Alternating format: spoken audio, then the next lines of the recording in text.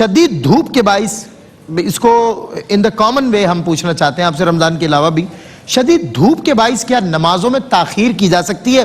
اور اگر کی جا سکتی ہے تو مجھے ذرا بتائیے گا کہ حضرت صلی اللہ علیہ وسلم کے حوالے سے کیا تعلیمات ہیں اس دور میں بھی؟ کیا آپ نے کبھی شدید دھوپ کی وجہ سے نماز میں تاخیر فرمائی ہے؟ دن کی نماز یعنی اسپیشلی ظہر، اس پر کچھ کلام فرمائیں۔ بسم اللہ الرحمن الرحیم، اللہم صلی علی سیدنا و مولانا محمد وعلی آلہ واصحابہ وبارک وسلم۔ اچھا، ایک بات تو یاد رکھیں کہ یہ کل بھی ہماری بات ہوئی تھی کہ ان الصلاۃ کانت علی المؤمنین کتابا موقوتا، کہ بے شک نماز اپنے اپنے وقتوں پر اللہ کی جانب سے فرض کی گئی ہے۔ ہر نماز کا اپنا وقت ہے۔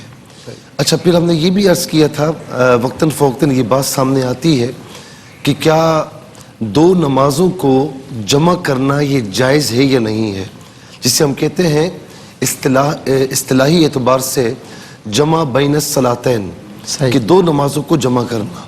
اچھا، آپ جب دوسری کنٹریز جائیں گے کچھ لوگ آپ کو اس سے ملیں گے کہ سفر میں جا رہے ہیں یا ذرا سی بارش آ گئی تو وہ جیسے ظہر کی نماز ہم پڑھ رہے ہیں نا، تو وہ ظہر کی نماز پڑھنے کے بعد پھر عصر کی نماز بھی بغیر عصر کی وقت کے پڑھ لیں گے۔ آپ ان سے پوچھیں تو کہیں گے دو نمازوں کو ہم جمع کر رہے ہیں، تو کچھ اور تو نہیں ہے، کوئی جائز ہے؟ بالکل ایسا نہیں ہے۔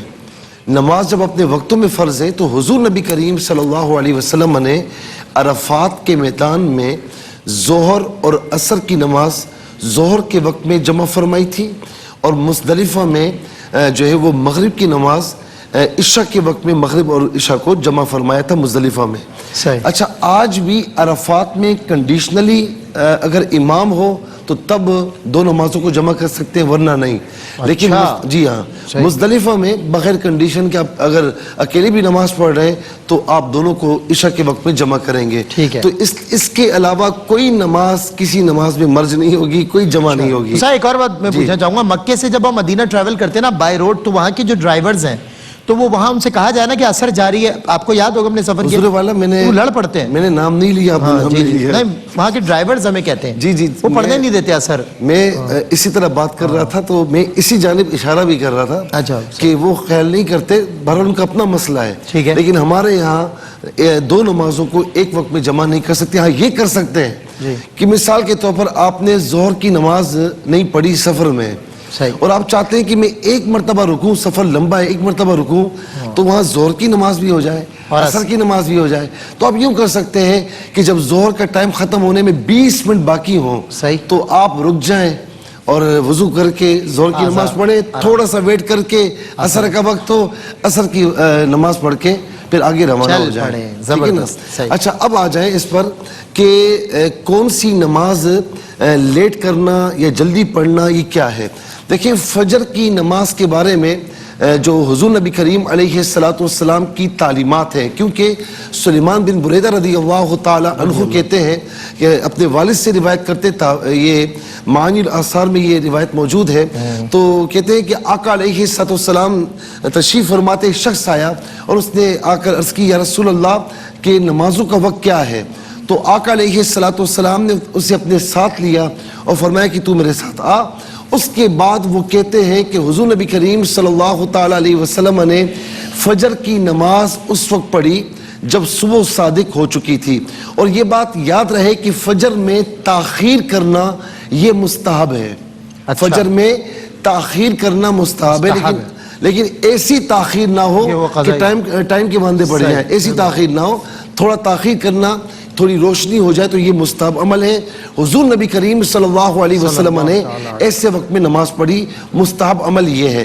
لیکن میں پھر کہوں گا کہ ہمارے یہاں اگر جماعت ہوتی ہے تو اگر ٹائم سے یعنی تھوڑا سا پہلے ہوتی ہے تو پھر جماعت کے لیے جماعت کو ترک کرنا مستحب عمل کے لیے یہ مناسب نہیں ہے، جماعت ہو تو پڑھ لی جائے۔ بالکل اسی طریقے سے ظہر کی نماز جو راوی کہتے ہیں کہ حضور نبی کریم علیہ السلام نے اس وقت پڑھی کہ جب سورج مائل ہونے لگا، سورج زوال کی طرف آنے لگا، اور ٹائم یہی ہوتا ہے کہ جب زوال کا یعنی سورج نصف النہار شرعی پر ہو تو اس کے بعد جب وہ زائل ہونا شروع ہوتا ہے، یہ زوال کے بعد کا وقت ہے جو کہ ظہر کا وقت شروع ہو جاتا ہے۔